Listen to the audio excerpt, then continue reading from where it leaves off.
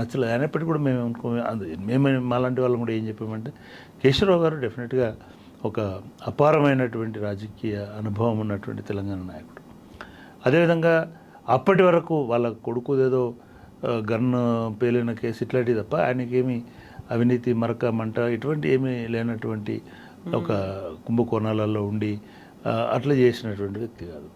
ఏదో మాట్లాడగలుగుతాడు, ఆర్టికులేట్ చేయగలుగుతాడు. సరే అవతలోడికి అర్థమవుతుంది అర్థం కాదు అది వేరే సంగతి. బట్ నిరంతరం ఒకటైతే ఒక ట్రెడ్మిల్ లాగా నడుస్తుంటుంది అది. సో మల్టీ లాంగ్వేజెస్ దీనిలో ఉంటాడు.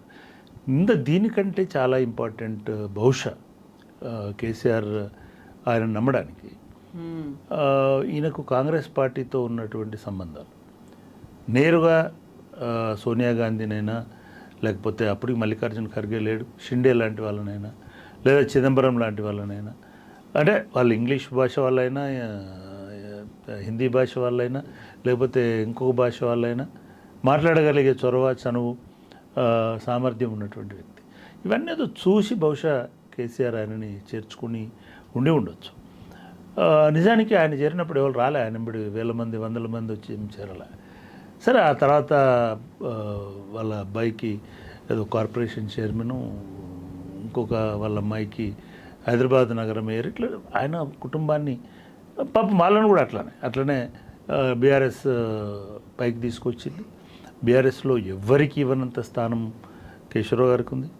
కేశవరావు గారిని అడగకుండా కేసీఆర్ గారు ఎప్పుడూ ఏ పని చేసినట్టు కనబడలేదు.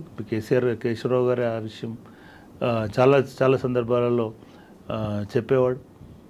అంటే అటువంటి అంత నమ్మినటువంటి వ్యక్తిని వదిలేయడం, దానికి ఏదో చావుదలలో ఉన్నాము కాంగ్రెస్ పార్టీలో చచ్చిపోతామని చెప్పడం, ఇదంతా చాలా ఒక డ్రామాలాగా కనిపించట్లే. ఇది అంటే వాళ్ళ అవసరాల కోసము ఏ డ్రామా దేన్నైనా చంపగలుగుతారు, దేన్నైనా బతికించగలుగుతారు రాజకీయ నాయకులు అనేది అర్థమవుతుంది. ఇదే డైలాగ్, ఇదే వర్డింగ్ డి శ్రీనివాస్ అనేటి ఆయన కాంగ్రెస్ పార్టీ నుంచి బీఆర్ఎస్కి వచ్చి ఇక్కడ రాజ్యసభ సభ్యుడై మళ్ళీ ఆయన 6 ఏళ్ళు కానీ 5 ఏళ్ళు కాకముందే పోయి గాంధీ భవన్ దగ్గర తేలాడు. అప్పుడు కూడా విలేకరులు అడిగితే నేను కాంగ్రెస్లో చనిపోవడానికి, అసలు ఎవరైనా చనిపోవడానికి కాశీకో గయాకో పోవాలి కానీ కాంగ్రెస్ పార్టీకి ఎందుకు పోతున్నారు చనిపోవడానికి?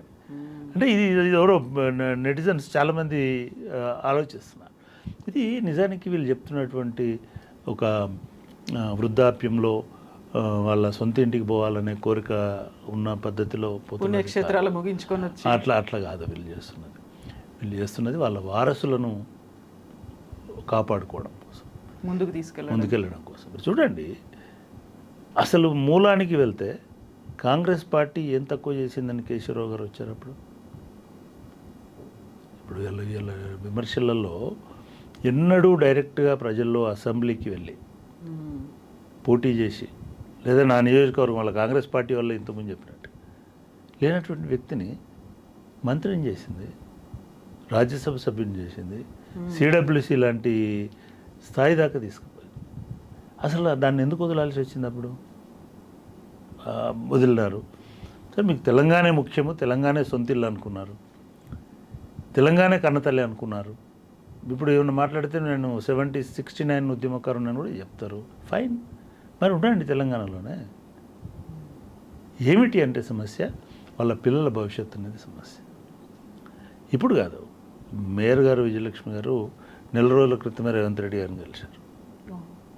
ఆమెకి కౌన్సిల్ ముందుకు పోవాలంటే, మున్సిపల్ కార్పొరేషన్ ముందుకు నడవాలని అంటే, ఆమె సాధారణమైన సిటీ కాదు హైదరాబాద్, గ్రేటర్ హైదరాబాద్. ఇది 1.5 కోటి మంది కంటే ఎక్కువ మందికి రిప్రజెంట్ చేస్తున్నటువంటి నగరం హైదరాబాద్.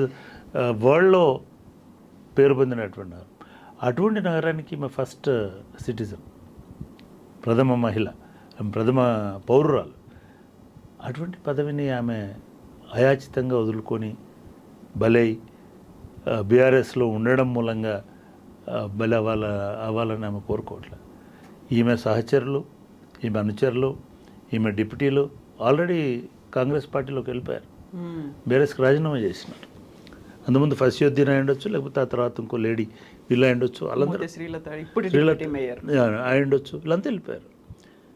ఈమెను కప్పేయడం అనేటువంటిది వాళ్ళకు 2 నిమిషాల పైన ఒక చిన్న నోటీస్ ఇస్తే ఆమె వెళ్ళిపోతుంది. సో ఇటువంటి సమస్యలలో ఉన్నప్పుడు పాపం అప్పుడు కూడా సమస్యలలో ఉండడం మూలంగానే కేశవరావు గారు కాంగ్రెస్ పార్టీని వదిలేసి బీఆర్ఎస్కి వచ్చారు. ఎందుకంటే అప్పుడున్న సందర్భంలో అనేక రకాలైనటువంటి విమర్శలు వచ్చినాయి ఆయన మీద, కొన్ని వాళ్ళ పిల్లల మీద ఆరోపణలు వచ్చినాయి. సో ఇవాళ పిల్లలను కాపాడుకోవడానికి 84 సంవత్సరాలు ఆయన వయసు. ఇప్పుడు కేశవరావు గారు అపారమైన అనుభవము, అపారమైన జ్ఞానం, అపారమైనటువంటి మెమరీ, అపారమైన చతురత ఉన్నటువంటి మనిషి. ఆయన ఇంత అవలీలగా పార్టీని మారుతాడనేది నేనే ఊహించలేదు. ఇకపోతే శ్రీహరి గారు, అంతకుముందు శ్రీనివాస్ గారు, డి శ్రీనివాస్ కూడా పిల్లల్ని కాపాడుకోవడం కోసం ఇటు వచ్చినాడు. సంజయ్ని ఏదో రకంగా ట్రాక్లోకి తేవాలనుకున్నాడు. అక్కడి నుంచి ఎమ్మెల్యేగా పోటీ చేయించాడు. రకరకాల ప్రయోగాలు చేసినాడు ఆయన కూడా. ఇక్కడ ఏమి పప్పులు ఉడికేటట్లు లేవు, ఇక్కడ ఏమి వేరే ఇది లేదు అని అనుకొని, అసలు నిజానికి వీళ్ళిద్దరికీ బీఆర్ఎస్ నుంచి కాంగ్రెస్ నుంచి వచ్చిన ఈ ఇద్దరికి వాళ్ళు వచ్చిన కొన్ని నెలల్లోనే వాళ్ళు కోరుకున్న పదవులు ఇచ్చారు.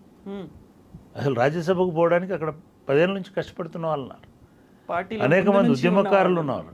అంటే నిజంగా కూడా అప్పుడే 2013లోనే కోదండరామ్ గారితో బాగుండి కోదండరామ్ గారిని అక్కడికి పంపించుకుంటే ఇప్పుడు ఈ సమస్యలు ఉండేటిగా. మీరు మొత్తం చూడండి, ఇవాళ కడియం శ్రీహరి గారు కూడా ఏదో ఆయన ఈయన పోతే కాంగ్రెస్ బలోపేతం అవుతుందా, బీఆర్ఎస్ నిజంగానే ఆయన వస్తే బలోపేతమైందా, ఇవన్నీ మనకు తెలిసినటువంటి సత్యాలు. శ్రీహరి గారు మాస్ లీడర్ కాదు. శ్రీహరి గారు కూడా మేధావి, చదువుకున్నవాడు, తెలివైనవాడు. ఆయన కూడా అల్లాటప్పగా ఊరికైనా పార్టీలు మారేటువంటి మనిషి కూడా కాదు నిజానికి. కానీ ఆయనలో ఏదో ఒక భయము మొదలైంది 2-3 రోజుల నుంచి, ఈ 10 రోజుల నుంచి, వారం రోజులు. అవన్నీ సాకులు, టెలిఫోన్ ట్యాపింగు, కవిత అరెస్టు. శ్రీహరి గారు అసెంబ్లీలో అవినీతి మీద ఎంత గంభీరంగా మాట్లాడినాడో మనకు ఆ టేప్స్ కనబడతా ఉన్నాయి. చాలామంది ఎమ్మెల్యేలు భయపడ్డారు కేసీఆర్ని బాపు అని అనడానికో లేకపోతే జాతిపిత అనడానికో.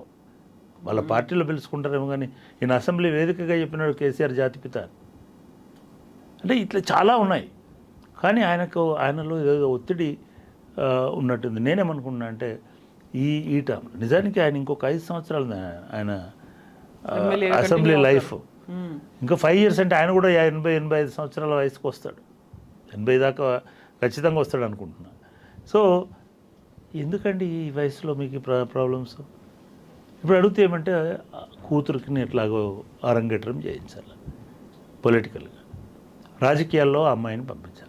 అమ్మాయి మంచి డాక్టరు, సేవ చేసి తెలివైన అమ్మాయి, చొరవ ఉన్న అమ్మాయి, నిజంగా కూడా చాలా డైనమిక్ అమ్మాయి.